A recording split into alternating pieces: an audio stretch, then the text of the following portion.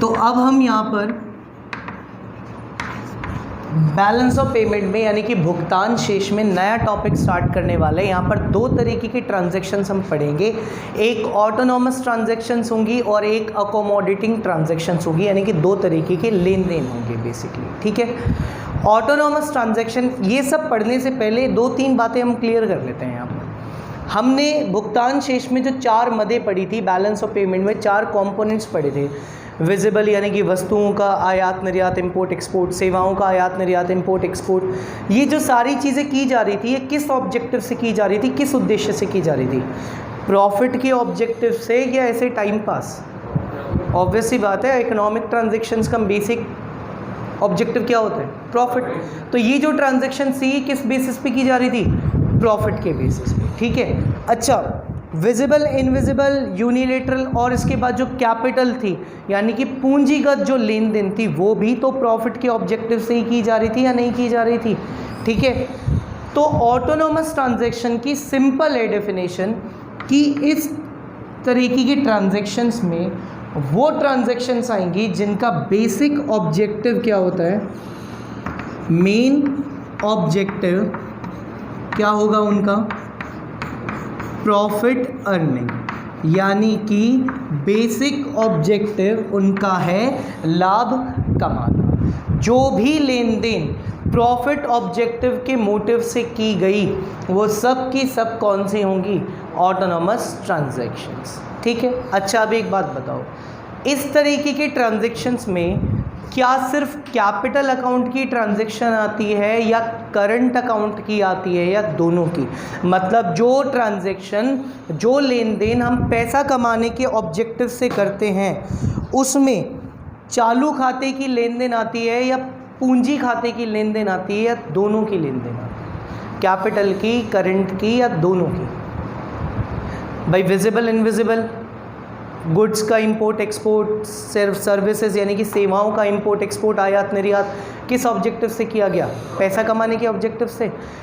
बाहर टावर खरीदा गया, ये इन्वेस्टमेंट थी, ये कैपिटल अकाउंट की ट्रांजैक्शन होगी, ये भी किस ऑब्जेक्टिव से की गई थी? प्रॉफिट।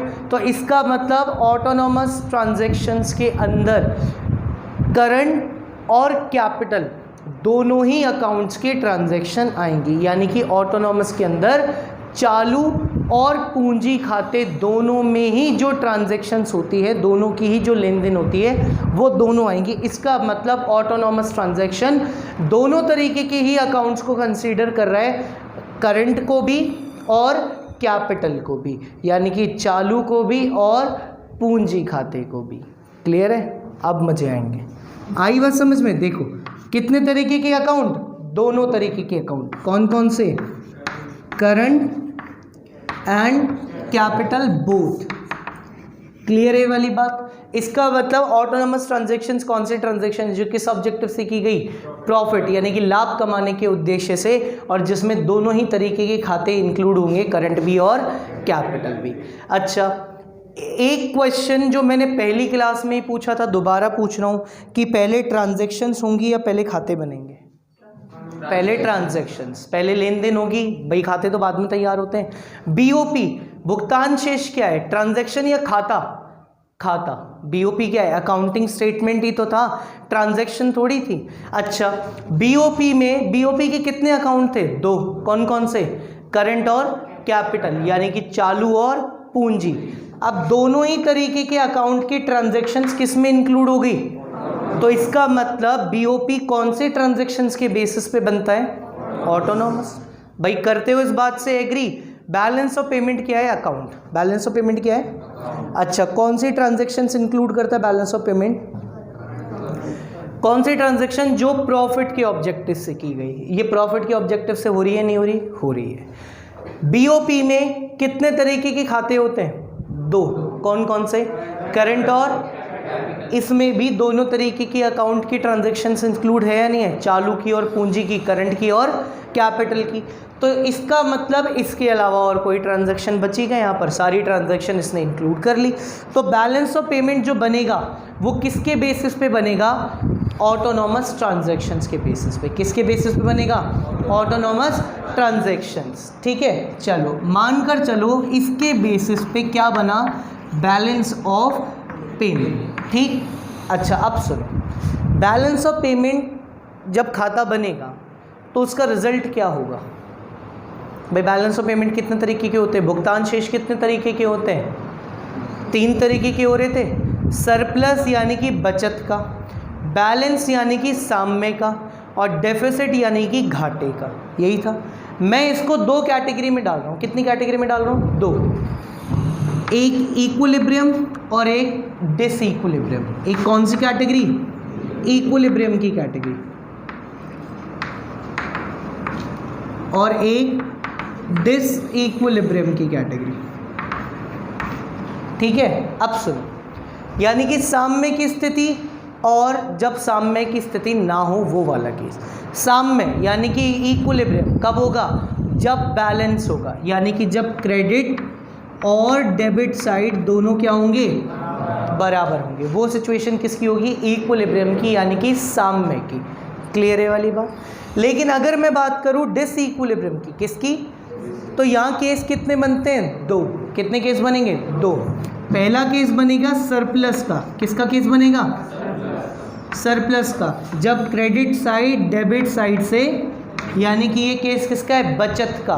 बचत का बीओपी, बचत का भुगतान शेष, जब क्रेडिट साइड ज़्यादा हो डेबिट साइड क्या हो? कम। और दूसरा केस यहाँ पर बनेगा डेफिसिट का। किसका बनेगा? जब क्रेडिट साइड छोटी होगी और डेबिट साइड क्या होगी? ज़्यादा होगी। क्लियर है? अच्छा, अगर सिचुएशन इक्विलिब्रियम की आई तो कोई दिक्कत है? कोई दिक्कत नहीं। अगर सरप्लस की आई तो, सरप्लस की आई तो बचत का बीओपी, बचत का भुगतान शेष, जेब में पैसे आए हैं ज़्यादा और दिए हैं कम, तो कोई दिक्कत है? बल्कि ये तो बढ़िया बात है। दिक्कत का केस कौन सा है? डेफिसिट यानी कि घाटे का। दिक्कत का केस कौन सा है? दिक्कत का केस ये भी है, लेकिन इसके ड्रॉबैक्स, इसकी कमियां कम हैं, इसके नुकसान कम है और इसके नुकसान क्या है? ज़्यादा। समझे इस बात को? ठीक है, अब सुनो, अगर बैलेंस ऑफ पेमेंट में यानी कि भुगतान शेष में इक्विलिब्रियम आया, क्या आया? यानी कि साम्य, तो खेल यहीं तक ख़त्म हो जाएगा, आगे हम कुछ नहीं पढ़ेंगे। लेकिन अगर बैलेंस ऑफ पेमेंट में क्या आया? डिसइक्विलिब्रियम। क्या आ गया? यानी कि जब साम्य की स्थिति नहीं आई तो हम आगे पढ़ेंगे इसके। अब डिसइक्विलिब्रियम को हमें सही करना होगा। जो असाम्य की स्थिति है, जो संतुलन की स्थिति नहीं है, उसे हमें किस में लाना होगा? साम्य की स्थिति में, संतुलन में, यानी कि इक्विलिब्रियम में। अब इस डिसइक्विलिब्रियम को सही करने के लिए हमें एक तरह की ट्रांजैक्शन और करनी पड़ती है, जिसको हम बोलते हैं अकोमोडेटिंग ट्रांजैक्शन। कौन सी ट्रांजैक्शन?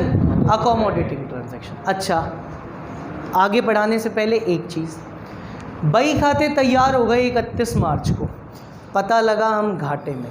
ठीक है, पता लगा हम किस में? घाटे में। सुबह ही पता लग गया, या मान लो वैसे तो बही खाते 31 मार्च को तैयार नहीं होते, पहले ही हो जाते, एक आध दिन का लेन देन होता है। ऐसा तो है नहीं कि अगर 10 करोड़ का घाटा चल रहा था तो वो कल रात में ही पूरा हो जाएगा, ये तो पॉसिबल है नहीं। वो तो हमें पहले से ही दर्शन हो गए कि किस में? घाटे में। ठीक है, कोई दिक्कत नहीं है। अब इस डिसइक्विलिब्रियम को हमें सही करना है। एक ही दिन में क्या आप माल बेच कर इस डिसइक्विलिब्रियम को सही कर सकते हो क्या? नहीं। अब इस घाटे की भरपाई, घाटा नहीं, बेसिकली असाम्य की स्थिति, इस डिसइक्विलिब्रियम को सही करने के लिए हमारे पास एक ही ऑप्शन बचता है। और कौन से तरीके की ट्रांजैक्शन? Capital transaction. कौन सी ट्रांजैक्शन? कैपिटल, यानी कि पूंजी। या तो जल्दी से उधार दे दो अगर पैसा तुम्हारे पास ज़्यादा आ गया तो, ताकि पैसा चला जाए और बात भाई देखो, क्रेडिट साइड ज़्यादा है और डेबिट साइड क्या है? इसका मतलब पैसा आपके पास क्या आया हुआ है? ज़्यादा, और आपने दिया क्या था? अब इसको बराबर करने के लिए आप पैसा क्या कर दो? और दे दो, तो उधार दे दो जल्दी से, बराबर हो जाएगा। अगर मान लो आप घाटे में हो तो पैसा जल्दी से उधार, यही तो हो सकता है। माल बेच के भरपाई कर सकते हो क्या? इतनी जल्दी नहीं हो सकती ना। अब ये पैसा उधार लेना और पैसा उधार देना कौन से तरीके की खाते की ट्रांजैक्शन है? करंट की या कैपिटल की? कौन से की है? कैपिटल की। इसका मतलब अकोमोडेटिंग ट्रांजैक्शंस सिर्फ कौन से अकाउंट की ट्रांजैक्शंस को इंक्लूड करते हैं? कैपिटल। कौन से ट्रांजैक्शंस? क्लियर है वाली बात। अच्छा, इसकी डेफिनेशन क्या बनेगी? It includes all those transactions which undertakes to cover the disequilibrium arises in BOP, यानी कि इसमें वो ट्रांजैक्शन, वो लेन देन इंक्लूड होंगी जो लेन देन किसके लिए की गई है? बीओपी में जो डिसइक्विलिब्रियम आया इसको सही करने के लिए, बीओपी में जो असंतुलन की स्थिति है इसको संतुलित करने के लिए जो लेन देन की जाएंगी वो कौन सी होंगी? अकोमोडेटिंग होंगी। Accommodating transaction refers to all those transactions which are conducted to cover the disequilibrium arises in BOP। Clear है वाली बात? अच्छा, अब सुनो इनके डिफरेंस। ऑटोनोमस ट्रांजैक्शन किस ऑब्जेक्टिव से की जाती है? और ये बीओपी के डिसइक्विलिब्रियम को सही करने के लिए, असाम्य को सही करने के लिए। इसमें कितने तरीके के खाते आते हैं? करंट और कैपिटल, चालू और पूंजीगत। और यहाँ पर एक कौन सा? कैपिटल यानी कि पूंजीगत। क्लियर है? एक चीज़ और, अच्छा ये तीन चीज़ें हैं यहाँ पर, आज हमने तीन चीज़ें पढ़ी, ऑटोनोमस, बीओपी, अकोमोडेटिंग। सबसे पहले क्या होती है?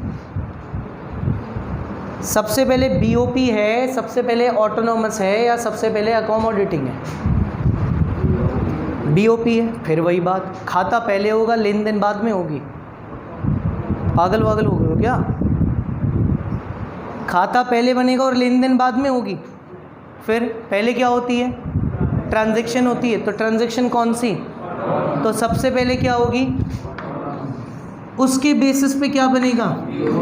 अगर बीओपी इक्विलिब्रियम यानी कि साम्य का है तो हमें अकोमोडेटिंग को करने की ज़रूरत है क्या? और अगर बीओपी किसका है? असाम्य की स्थिति का है, तो हमें किसकी तरफ जाना पड़ेगा? इसका मतलब क्या ऑटोनोमस बीओपी पर डिपेंड करते हैं? ऑटोनोमस बीओपी पर बोल रहा हूँ, बीओपी ऑटोनोमस पर नहीं बोल रहा। ऑटोनोमस ट्रांजैक्शन बीओपी पर डिपेंड करता है क्या? नहीं, क्योंकि पहले तो क्या होता है? ऑटोनोमस होता है। बीओपी तो क्या बनता है? बाद में। तो क्या ऑटोनोमस बीओपी पर डिपेंड करता होगा? बिल्कुल नहीं। करता है क्या? नहीं। लेकिन अकोमोडेटिंग किसके ऊपर डिपेंड करता है? भाई अगर बीओपी साम्य का आ गया तो अकोमोडेटिंग की जरूरत ही नहीं है। बीओपी अगर असंतुलन का आया, डिसइक्विलिब्रियम में आया, तो ही तो हम क्या करेंगे? अकोमोडेटिंग। तो अकोमोडेटिंग किसके ऊपर डिपेंड करता है? और ऑटोनोमस बीओपी पर करता है कि डिपेंड? नहीं करता। कोई दिक्कत यहाँ तक? परेशानी है कोई? नहीं ना? अच्छा, अब आप कहोगे कि सरप्लस से क्या दिक्कत हो सकती है? भाई घाटे से तो हम सबको पता है कि जेब से पैसा जाए जा रहा है, जाए जा रहा है, ये तो छोटा सा बच्चा भी समझ लेगा। बात ये आती है कि सरप्लस से क्या दिक्कत हो सकती है। तो सरप्लस से दिक्कत ये हो सकती है कि अगर देश में पैसा क्या आ गया? ज़्यादा, और देश से बाहर पैसा क्या गया है? कम, तो मनी सप्लाई आपके कंट्री में बढ़ेगी और जिससे मुद्रास्फीति यानी कि इन्फ्लेशन की सिचुएशन किसकी होगी? क्लियर है ये वाली बात? इसलिए हम सरप्लस भी कुछ हद तक तो झेल सकते, ज़्यादा हमारे लिए ख़तरनाक है। डेफिसिट तो बिल्कुल ही ख़तरनाक है। क्लियर है यहाँ पर ये बात? आया ये सब समझ में? ठीक है। अच्छा, अब कुछ पॉइंट्स आते हैं जो आप लोगों के एग्ज़ाम में 3 नंबर का क्वेश्चन होता है। वो 3 नंबर का क्वेश्चन ये कहता है कि बैलेंस ऑफ पेमेंट में यानी कि भुगतान शेष में जो घाटा आता है, क्या आता है? घाटा। घाटे का मतलब मैं किसकी बात कर रहा हूँ? डेफिसिट की। किसकी बात कर रहा हूँ? उसके रीजंस क्या है? उसके रीजंस क्या है? क्लियर है वाली बात? ठीक है। तो इसके रीज़न 3 कैटेगरी में डिवाइड किए गए। कितनी कैटेगरी में? सबसे पहली कैटेगरी है, वैसे तो इकोनॉमिक होती है लेकिन मैं सबसे पहले पॉलिटिकल पढ़ा, पॉलिटिकल रीज़न यानी कि राजनीतिक कारण। ठीक। अब हमारा पड़ोसी देश पाकिस्तान सबसे सूटेबल है इस तरीके के एग्जाम्पल के लिए। पहला पॉइंट यहाँ पर ये बनता है पॉलिटिकल इंस्टेबिलिटी, यानी कि कुछ देश ऐसे होते हैं जहाँ पर सरकार कितने साल चलेगी इसकी कोई गारंटी नहीं। सेंट्रल गवर्नमेंट कि 2 साल चले, कि 1 साल चले, कि 5 साल चले। क्योंकि पाकिस्तान में कई बार हाल ऐसे होते हैं कि चलती हुई डेमोक्रेटिक गवर्नमेंट को हटाकर तानाशाह आ जाते हैं dictators, basically army general. Pakistan पर किसका कंट्रोल हो जाता है? आर्मी का। परवेज़ मुशर्रफ, ठीक है, जिन्होंने लगभग 16-17 साल तक पाकिस्तान पर राज किया है। कोई प्रधानमंत्री नहीं है, कोई राष्ट्रपति नहीं है, कोई डेवलपमेंट नहीं है, उनको बस एक ही है, अपनी मिलिट्री पावर को बढ़ाना, ज़्यादा से ज़्यादा फंड तैयार करना, ज़्यादा से ज़्यादा हथियार तैयार करना और पड़ोसी देशों को परेशान करना। उनका यही होल सोल ऑब्जेक्टिव होता है, ठीक है। अब ऐसे केस में कुछ विदेशी कंपनियां जो पाकिस्तान में काम कर रही थी वो छोड़ के भगेंगी या नहीं भगेंगी? क्योंकि उस कंट्री में पॉलिटिकल इंस्टेबिलिटी है। आज ये सरकार है, मान लो कंपनियों ने पैसे खिला कर सरकार को फेवर में ले लिया, 4 महीने में सरकार गिर गई, अपोजिट की सरकार आ गई, अपोजिशन की, जिसको पैसे नहीं खिलाए थे, वो अब इनकी इस्तेसी करेंगे या नहीं करेंगे? तो ऐसी कंट्री जहाँ पर पॉलिटिकल इंस्टेबिलिटी होती है, राजनीतिक अस्थिरता होती है, वहाँ पर कभी भी विदेशी व्यापार फेवर में नहीं होता, उस देश के अगेंस्ट में ही चलता है। विदेशी कंपनियां आना नहीं चाहेंगी, खुद की कंपनीज़ को टिकने नहीं देंगे, जो वो एक्सपोर्ट कर सके, निर्यात कर सके, तो वहाँ इंपोर्ट ही इंपोर्ट होता है। और इंपोर्ट का मतलब, इंपोर्ट बढ़ेगा तो कैश का क्या होगा? आउटफ्लो। तो हमारा डेबिट साइड बढ़ेगा ना, डेबिट साइड बढ़ने का मतलब हमारा भुगतान शेष का घाटा यानी कि BOP का डेफिसिट और बढ़ जाएगा। क्लियर है वाली बात? एक होती है पॉलिटिकल इंस्टेबिलिटी मान लो, या फिर हम बोल सकते हैं पॉलिटिकल डिस्टर्बेंस या पॉलिटिकल इंक्लिनेशन या लिबरलिस्ट पॉलिटिक्स। मतलब समझना, कुछ ऐसे देश होते हैं जो बिल्कुल भूखे नंगे होते हैं, ठीक है, उन्होंने तो ये सोच लिया कि कोई भी आ जाए, कोई भी, सबको परमिशन देंगे आने की, जितना चाहो उतना लूटो देश को, ठीक है, जितना चाहो उतना इंपोर्ट करो, एक्सपोर्ट करो, विदेशी कंपनियां आती जाएंगी बड़े पैमाने पर, ठीक है। मतलब वो क्या करती हैं, हर तरीके की चीज़ों को खुला छोड़ देती हैं, ठीक है। उससे क्या होता है, क्योंकि वो कंट्री है तो बैकवर्ड, तभी तो वो हर चीज़, हर तरीके की यानी कि विदेशी व्यापार को खुला छोड़ रही है। और जो कंट्री बैकवर्ड है वहाँ पर अच्छी क्वालिटी के सामान मिलते होंगे या घटिया क्वालिटी के? घटिया क्वालिटी के। अब जैसे ही वहाँ के लोगों को परमिशन मिली, वो सामान तो मंगाएंगे, कहाँ से मंगाएंगे? फॉरेन से। कहाँ से मंगाएंगे? यानी कि विदेश से। जिससे क्या होगा? इम्पोर्ट बढ़ेगा। जिससे क्या होगा? इंपोर्ट बढ़ने का मतलब डेबिट साइड बढ़ेगी, कैश का आउटफ्लो होगा, पैसा देश के बाहर जाएगा। क्लियर है वाली बात? ठीक है। दूसरे तरीके के यहाँ पर रीजंस होते हैं social reasons.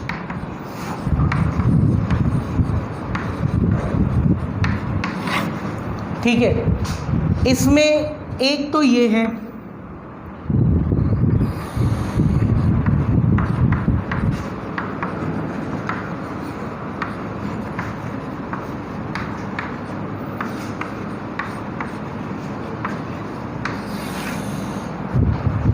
Adoption of western culture बोल लो, या ये बोल लो कि हमारी जो टेस्ट नेचर है, जो प्रायोरिटीज़ हैं, वो फॉरेन कंट्रीज़ की तरफ ज़्यादा है। इसमें देखना, जब हम वेस्टर्न कल्चर अडॉप्ट करना चाह रहे हैं तो उनके जैसे बनना चाहते हैं, एडवांस, मॉडर्न, हाई फाई, तो सामान भी कौन सा यूज़ करेंगे? जो वो लोग यूज़ करते हैं। अब वो तो हमारे यहाँ पर बनता नहीं है, तो हम क्या करेंगे? इम्पोर्ट। क्या करेंगे? एक्सपोर्ट नहीं करेंगे, क्या करेंगे? इम्पोर्ट, यानी कि आयात करेंगे। क्या करेंगे? आयात, जिससे देश का पैसा कहाँ जाएगा? देश के बाहर। क्लियर है वाली बात? एक होता है डेमोन्स्ट्रेशन। एक क्या होता है? डेमोन्स्ट्रेशन, यानी कि दिखावा।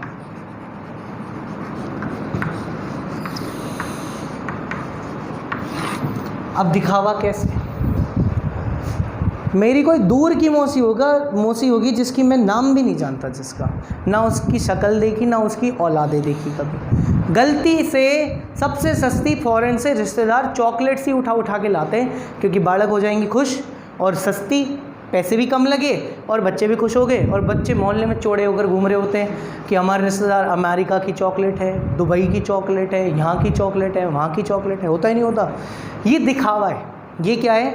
दिखावा। अच्छा, अपने यहाँ पर तो फिर भी नहीं, आप सिटीज़ में जाओ, उनके तो शॉपीस भी फ़ॉरेन से आ रहे होते हैं, जानबूझ के मंगवाते हैं, जानबूझ के। और जैसे ही कोई आएगा, देखो कहाँ से आया, जनरली आंटीज़ की आदत होती है ना, कहाँ से आया? दुबई से, थाईलैंड से, सिंगापुर से, अमेरिका से, यहाँ से। कौन लाया था? वो लाया था, ये लाया था, वो लाया था। ठीक है, गाड़ियाँ इंपोर्टेड यूज़ कर रहे हैं।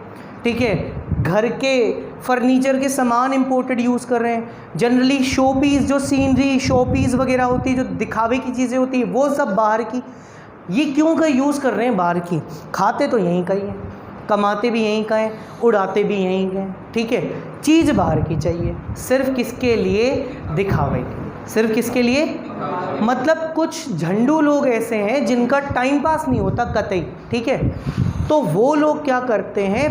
बिल्कुल ही टाइम पास, बिल्कुल ही। मतलब एक कैसे मान लो, हमारे मिलने वाले मान लो, नोन मान लो, कैसे मान लो, जयपुर में बढ़िया सी जगह, जीटी के पीछे की साइड बहुत बढ़िया जगह, उनका घर। टाइम पास नहीं हो रहा आंटी का। आंटी ने क्या किया? घर तोड़वाया, ठीक है, और नीचे एक हॉल बनवाया, और हॉल में खोल लिया कॉफ़ी शॉप। ठीक, उसको कोई मतलब नहीं है ग्राहक आए कि ग्राहक नहीं आए, वो चाहती भी नहीं कि ग्राहक आए। ग्राहक आएंगे, माथा फोड़ी करनी पड़ेगी, ठीक है, सर्व वर्व करना पड़ेगा, पैसे ढेर सारे। क्या मतलब आ रहा है?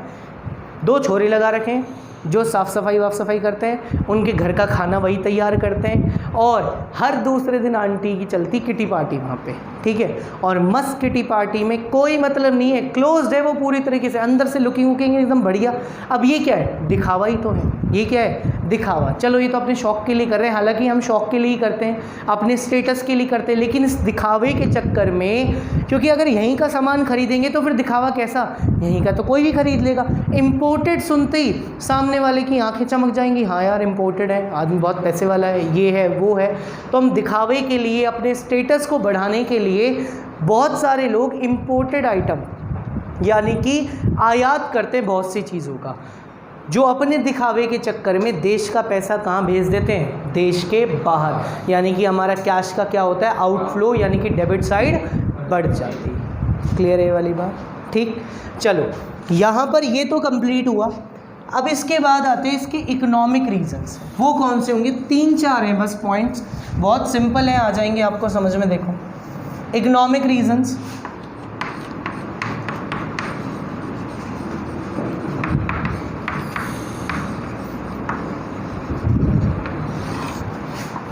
देखो इकोनॉमिक रीजन में सबसे पहला देखना,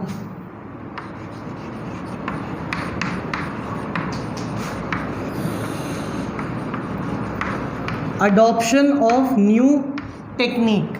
हमारे देश में नई टेक्नोलॉजी नहीं है। जो भी टेक्नोलॉजी, जो भी एडवांस मशीनरी हम लोग लेकर आते हैं, वो सब कहाँ से लेकर आते हैं? फॉरेन से। भाई हमको एडवांस होना है, एडवांस होने के लिए हमारे पास नई टेक्नोलॉजी होनी चाहिए, नई मशीनरी होनी चाहिए, नए गैजेट्स होने चाहिए।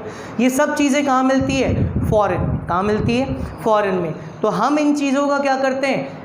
इंपोर्ट करते हैं, यानी कि इन चीज़ों का क्या करते हैं? आयात, अपने को एडवांस करने के लिए, अपने को डेवलप करने के लिए, हमारे डेवलपमेंट के लिए हम क्या करते हैं? बाहर से इंपोर्ट करते, आयात करते, जिससे कैश का क्या होता है? आउटफ्लो, यानी कि कैश बाहर जाता है और डेबिट साइड बढ़ जाती है। पहली बात समझ में आई।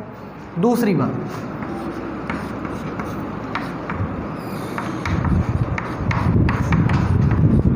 फॉल इन एक्सपोर्ट, यानी कि निर्यातों में कमी। हमारे देश के एक्सपोर्ट्स क्या हो गए हैं? कम। एक्सपोर्ट्स कम हो गए हैं तो कैश का इनफ्लो भी क्या हो गया है? कम। और क्रेडिट साइड भी क्या हो रही है? कम। तो घाटे के बढ़ने के चांसेस क्या हो जाते हैं? और ज़्यादा। ठीक। तीसरा है इन्फ्लेशन। तीसरा क्या है? अब इन्फ्लेशन कैसे? आपके देश में आ गई महंगाई, आपके देश में क्या आ गई? अब इसके डबल इम्पैक्ट पड़ेंगे। आपके देश में महंगाई आने की वजह से आपके देश का सामान हो गया महंगा, तो जो लोग आपके वहाँ से आपका सामान इंपोर्ट कर रहे थे, मतलब आप जिन लोगों का एक्सपोर्ट कर रहे थे, निर्यात कर रहे थे, वो लोग अब आपके देश से सामान खरीदेंगे या नहीं खरीदेंगे? नहीं खरीदेंगे। एक तो हमारे एक्सपोर्ट क्या हो जाएंगे? कम। दूसरा नुकसान ये होगा, आपकी कंट्री में जब महंगाई आ गई, आपके देश का सामान जब महंगा हो गया, तो आप क्या करोगे, सोचोगे यार महंगा सामान यहाँ से क्यों लें, महंगा फिर इंपोर्ट ही कर लेंगे ना। तो आपके कंट्री से इंपोर्ट्स क्या हो जाएंगे, और भी ज़्यादा, इंपोर्ट्स क्या हो जाएंगे, और भी ज़्यादा। क्लियर है वाली बात, ठीक है। अच्छा, और होते हैं यहाँ पर गवर्नमेंट के एक्सपेंडिचर्स। क्या होते हैं, गवर्नमेंट के एक्सपेंडिचर, सरकारी खर्चे। वो कुछ टेक्नोलॉजी जैसा है कि सरकार बहुत सी चीज़ें यहाँ पर हमारे पब्लिक के ऊपर खर्च करना चाहती है, पब्लिक को सुविधाएं देना चाहती है, लेकिन वो सुविधाएं, सस्ती सुविधाएं हमारे देश में उपलब्ध नहीं हैं। वो सर्विसेज, वो सुविधाएं हम लोग क्या करते हैं, बाहर से इंपोर्ट करते हैं, यानी कि बाहर से क्या करते हैं, आयात, जिसकी वजह से कैश का क्या होता है, आउटफ्लो, डेबिट साइड बढ़ जाती है, डेफिसिट यानी कि घाटा बढ़ जाएगा। और ये तो हमने सिर्फ अभी गुड्स की बात की। क्या हम लोग सर्विसेज इंपोर्ट नहीं करते? भाई अमेरिका से डॉक्टर आ रहे हैं 3 महीने में एक बार, 2 लाख रुपए फीस है उनकी, भाई करवाएंगे क्योंकि अमेरिका से आ रहे हैं। तो बहुत सी ऐसी सर्विसेज हैं जो हम बाहर से क्या करते हैं, इंपोर्ट करते हैं, जिसकी वजह से हमें कैश का आउटफ्लो करना पड़ता है, यानी कि इंपोर्ट के लिए, आयात के लिए यहाँ से पैसे को देना पड़ता है, कैश बाहर जाता है, जिससे हमारी डेबिट साइड बढ़ जाती है और बीओपी का यानी कि भुगतान शेष का घाटा भी बढ़ जाएगा। ठीक है, ये वाला टॉपिक आपके 3 नंबर में आता है। या तो बैलेंस ऑफ पेमेंट यानी कि भुगतान शेष का सीधा टॉपिक पूछेगा, बैलेंस ऑफ पेमेंट बताओ, उसके कंपोनेंट्स बताओ, या फिर क्वेश्चन ये बनता है कि अगर बीओपी में डेफिसिट है, घाटा है भुगतान शेष में, तो उस घाटे के कारण क्या है। तो ये हमने देखो पॉलिटिकल वाले में 2 पढ़े, राजनीतिक वाले में, सामाजिक में, सोशल में भी 2 पढ़े, यहाँ हमने 3-4 पढ़ ली। कुल मिलाकर 3 नंबर के क्वेश्चन में 6 पॉइंट्स लिख दो, सफिशिएंट। ठीक है, ये चैप्टर यहाँ पर आपका कंप्लीट। ठीक।